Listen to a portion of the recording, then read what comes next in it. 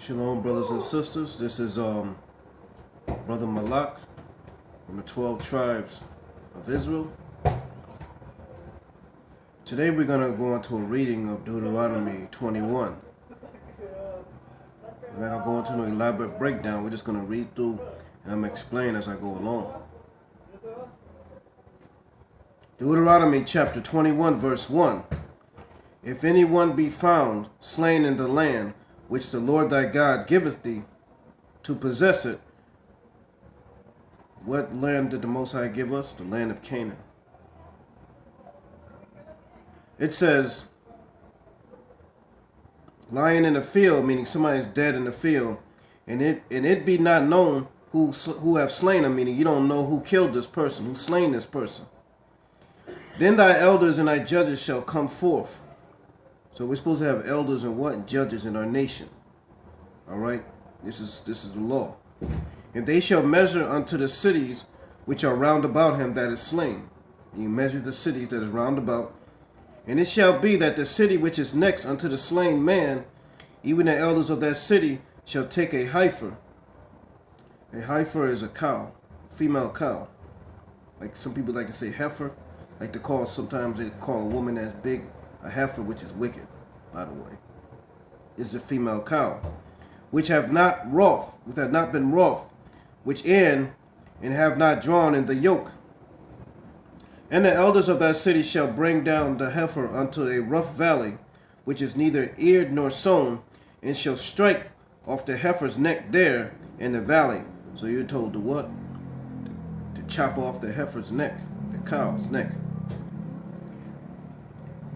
It says, and the priests, the sons of Levi, shall come near for them. Come near. So it says the Levites need to come down. And watch what they're going to do. For them the Lord thy God hath chosen to minister unto him, and to bless in the name of the Lord. And by their word shall every controversy and every stroke be tried. So the Levites and the sons of Aaron, the priest, they came down to what? That the Most High gave them the word. And any controversy, any controversy among us, they're to deal with those matters. It says, and all the elders of that city that are next unto the slain man shall wash their hands over the heifer that is beheaded in the valley. And they shall answer and said, our hands have not shed this blood, neither have our eyes seen it. Meaning you didn't kill this person, neither did you see it. It says, be merciful, O Lord, unto thy people Israel, whom thou hast redeemed, and lay not innocent blood upon thy people of Israel charge, and the blood shall be forgiven them. This is because they didn't know who actually killed that person. So that thou shalt put the guilt of innocent blood from among you, when thou shalt do that which is right in the sight of the Lord. And when thou goest, okay, that's the end of that. Now this is a different subject that we're reading through. When thou goest forth to war against thine enemies, and the Lord thy God hath delivered them into thy hands. So it says when we go into war with thine enemies, meaning the other nations. Let's just say it straight what it is. And thou hast taken them captive, meaning you went to war, and the Most High delivered the nations into our hands. And here it is, you got them, and you put them in captivity. And seest among the captives a beautiful woman. So among the captives, the people that you put in captivity, you see a beautiful woman. It says, and thou hast desire for her. So here it is, you have the captives of the other nations, and you have desire for her. That thou wouldest have her to what? To wife. So this is talking about in captivity. This is talking about we have the nations in captivity. Not just go out and get any woman. All right? We had to actually have had that nation in captivity. When we go to war against them, we put them in captivity. All right? This is the only time that a man can have a wife from another nation. All right? In this case, we're not in that time. We're in captivity. All right? So this is what the scriptures say. A lot of times you read brothers saying we cannot have women of other nations. But they don't read this scripture about the captives. All right. In any other case, no, you cannot do that. You can't just go and grab any woman and deal with her. This is, you had to have put that nation in captivity. So the question is, are you doing that? You men that go and you Israelites, you men that go out and you deal with women that's not of our people. Do you have those nations in captivity? No, you don't. Did you go to war against them, beat them and put them in chains and shackles and captivity? No. So you cannot use this scripture to say we can deal with women of other nations, because you'd have to do all of this. All right. It says, then thou shalt bring her home to thy house. So you bring her home to your house, and she shall shave her head. So any men that deal with women that's not of our people, I mean the so-called blacks, Hispanics, and Native Americans, the children of Israel, according to Deuteronomy 28 and other prophecies. So this is a woman that's not of our people. Do y'all do all this? Did you go to war against that nation? Did you kill off her people? Did you put her people in captivity? Did you shave her head afterwards? You have to do all of this, or else you cannot do that. All right? It says, shave her head and pare her nails, meaning cut her nails. And she shall put the raiment of her captivity from off her. So what you had to do? All her clothes from when she was in captivity, you have to put it off of her. And she shall remain in thy house. So she remains in the house and bewails her father and mother a full month. So here it is.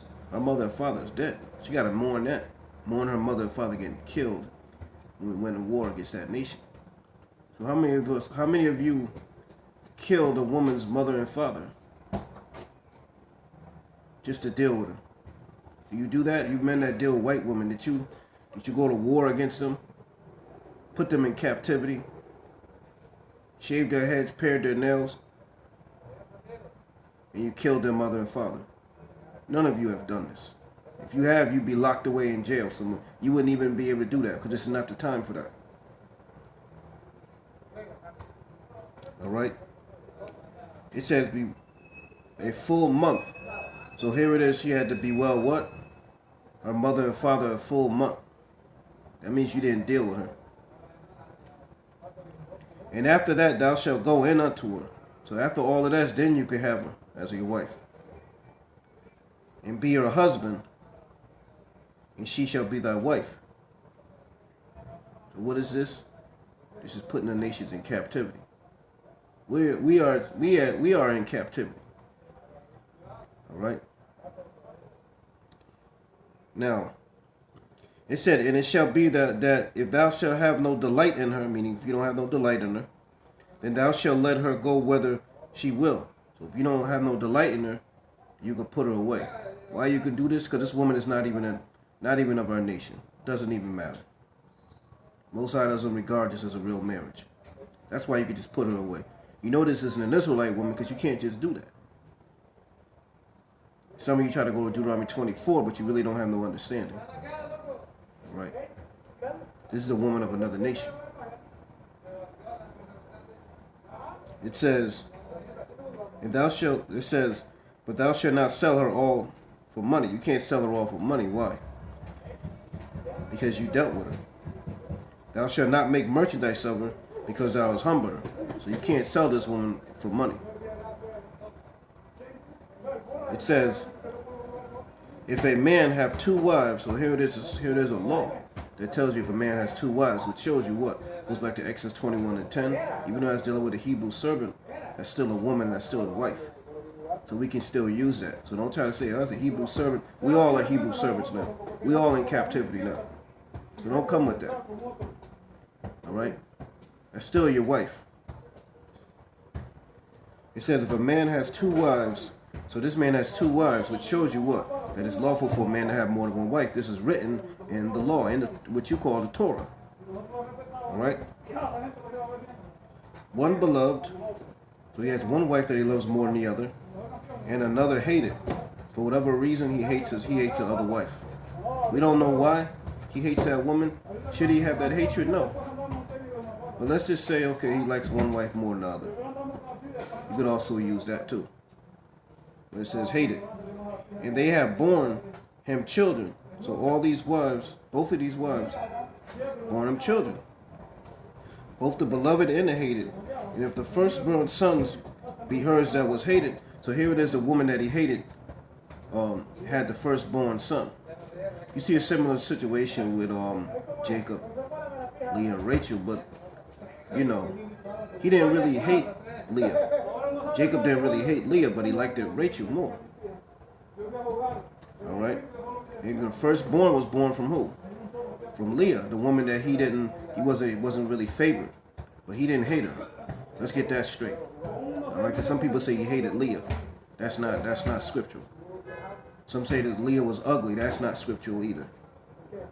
All right. He just favored one sister, the one that was more prettier than the other, more well favored. All right. So now. So the firstborn son comes from the woman that he hates. Let's see what the scriptures say. Then it shall be, when he maketh his son to inherit that which he hath, or that he may not make the son of the beloved firstborn before the hated, which is indeed the firstborn. So when he gives us the inheritance, he don't say, okay, I'm gonna deal with the firstborn of the one that I like, meaning the one that she had first. All right, not his firstborn, but her firstborn. Meaning that's the first child she had. That's not what you do. The first one that was born is the one is the firstborn son. So we're not to have favoritism. Here it is, you like one woman more than the other, and the one that you don't really like or you hate, she has the firstborn son. And you turn around and you give the inheritance to the other son. That's not the firstborn. Now that's not. He's still the firstborn, whether the woman is hated or not. He was the firstborn. All right, it's not the firstborn of of your wives. It's the firstborn that the child, whoever wife brung forth the first child, that's your firstborn. All right. It says, but he shall acknowledge the son of the hated for the firstborn by giving him a double portion of all that he has, for he is the beginning of his strength.